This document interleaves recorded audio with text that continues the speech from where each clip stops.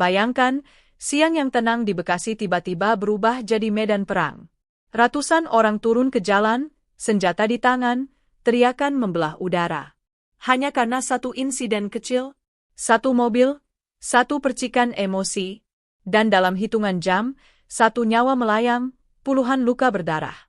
Apa yang sebenarnya terjadi? Kenapa Bekasi bisa semembara itu? Dan bagaimana jika kamu sendiri berada di tengah amarah yang tak terkendali? Tonton cerita ini sampai habis. Kalau menurutmu kisah ini membuka mata dan hati, jangan lupa untuk berikan komentarmu, like, dan subscribe agar kamu gak ketinggalan cerita-cerita berikutnya. Matahari bersinar terik di atas langit Kecamatan Setu, Bekasi. Jalan MT Haryono terlihat seperti biasa, ramai lalu lalang kendaraan dan warga yang beraktivitas. Pedagang kaki lima sibuk melayani pembeli, suara klakson bersahutan, dan anak-anak sekolah mulai pulang dengan seragam yang sedikit kusut karena panas siang hari. Tak ada yang menyangka bahwa suasana damai itu akan berubah menjadi kekacauan hanya dalam hitungan menit. Di salah satu sudut jalan, sebuah mobil hitam berhenti mendadak. Di dalamnya duduk Harun, seorang anggota Ormas Perisai Rakyat Nusantara. Wajahnya terlihat tegang. Ia sedang dalam perjalanan menuju sebuah rapat internal ketika dua motor memepet kendaraannya. Tiga pria turun tergesa, mengenakan rompi bertuliskan Laskar Siliwangi Mandiri. Tanpa basa-basi, mereka mengetuk kaca mobil sambil menunjuk-nunjuk ke arah kap mesin. Harun turun, mencoba tenang. Tapi ketegangan di udara terasa semakin pekat. Ada masalah apa, Bang? Tanyanya. Mobil ini ditarik. Ada tunggakan, jawab salah satu pria, suaranya datar namun tajam. Harun menolak mentah-mentah. Saya tidak kenal kalian. Urusan ini bukan lewat jalur hukum. Kata-kata itu menjadi percikan pertama. Tangan kasar menarik baju Harun, dan sebelum sempat ia bereaksi, pukulan mendarat di pelipisnya. Orang-orang sekitar mulai menoleh, beberapa berlari menjauh, sisanya menyalakan kamera ponsel. Ketegangan berubah jadi kericuhan. Dua anggota ormas lain yang mengenal Harun datang dan terlibat dalam adu dorong.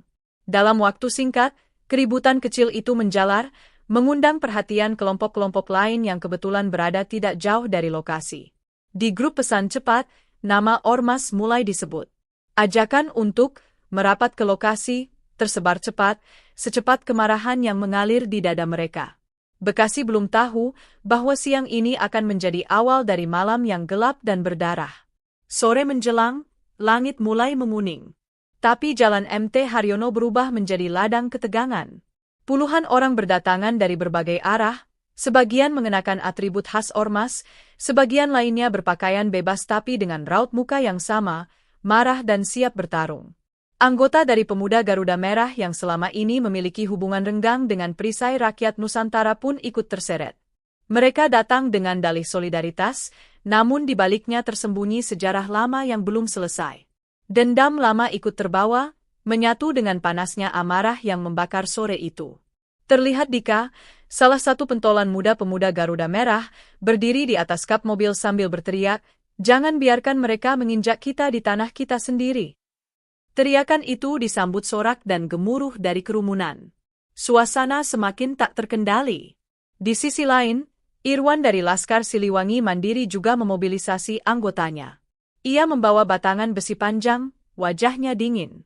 "Kalau mereka bawa orang, kita bawa lebih banyak," katanya pelan tapi mengancam.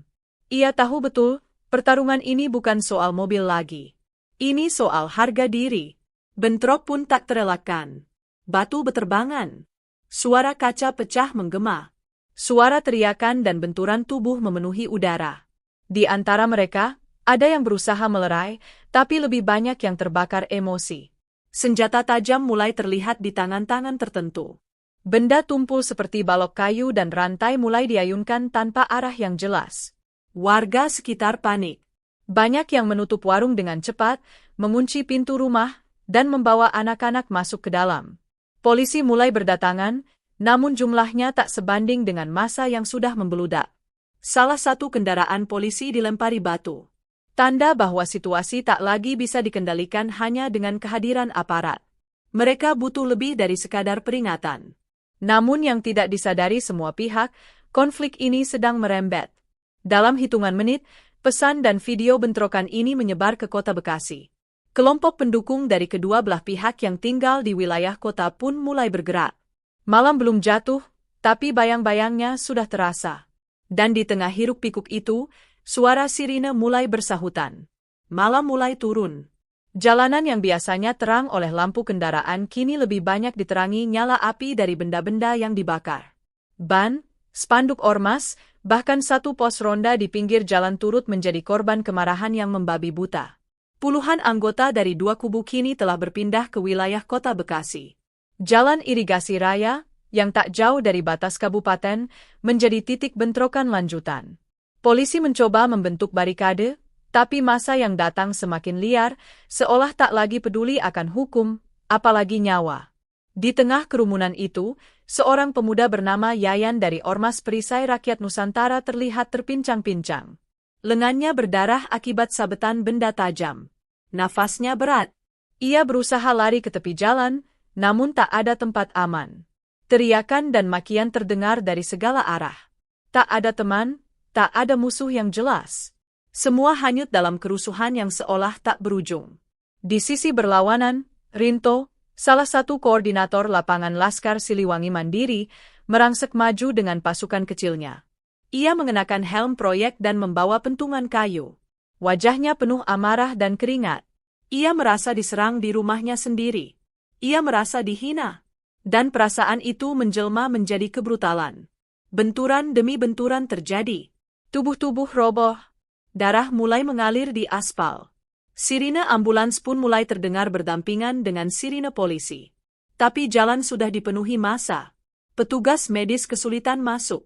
Dan dalam satu momen mengerikan, seorang pria terjatuh, kepalanya membentur trotoar, dan tak bangun lagi.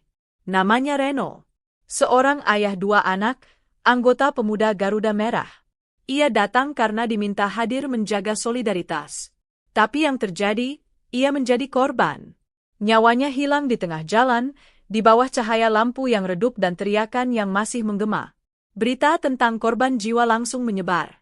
Di grup pesan dan media sosial, foto-foto Reno terbujur kaku menjadi pemicu kemarahan baru. Kabar kematiannya bukan meredakan, melainkan menyulut emosi yang lebih liar. Malam itu, Bekasi benar-benar kehilangan kendali. Bekasi telah berubah wajah. Dalam satu malam, kota yang dikenal sebagai kota industri mendadak seperti zona konflik. Kepulan asap terlihat dari berbagai sudut. Mobil patroli bolak-balik, mengangkut korban luka dan pelaku yang berhasil diamankan. Tapi jumlahnya belum cukup untuk meredam apa yang sedang meledak dari hati massa. Di jalanan, orang-orang tak lagi membawa bendera ormas. Yang mereka bawa adalah dendam.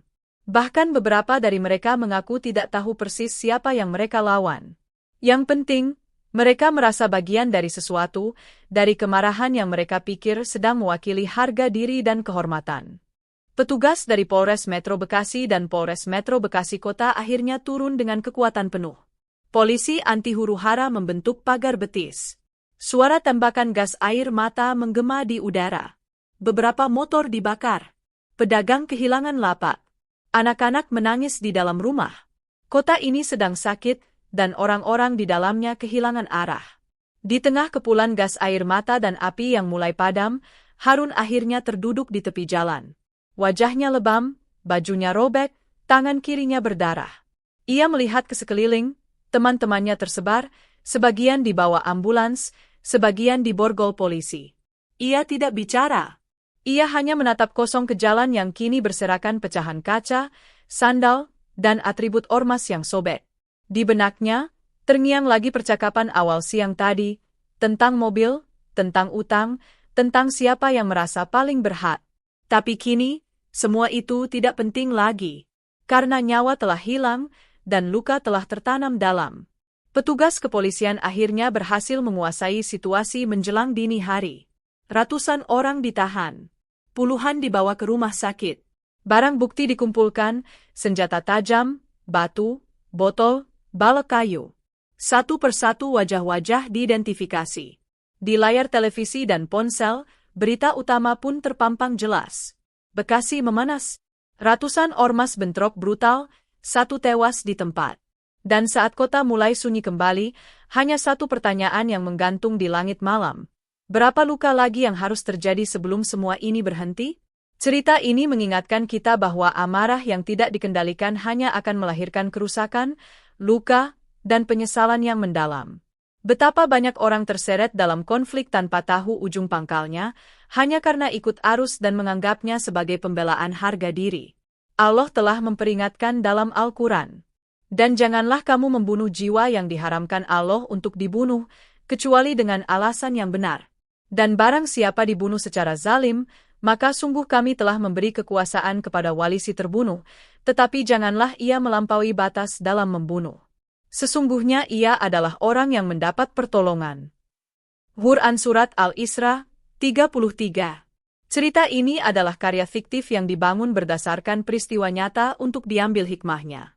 Semua tokoh, nama, dan adegan telah direkayasa dan tidak bermaksud menyudutkan pihak manapun. Terima kasih sudah mendengarkan sampai akhir. Jika kamu merasa cerita ini menyentuh atau membuka wawasan, silakan like, berikan komentarmu, dan subscribe agar kami bisa terus menghadirkan kisah-kisah yang penuh makna.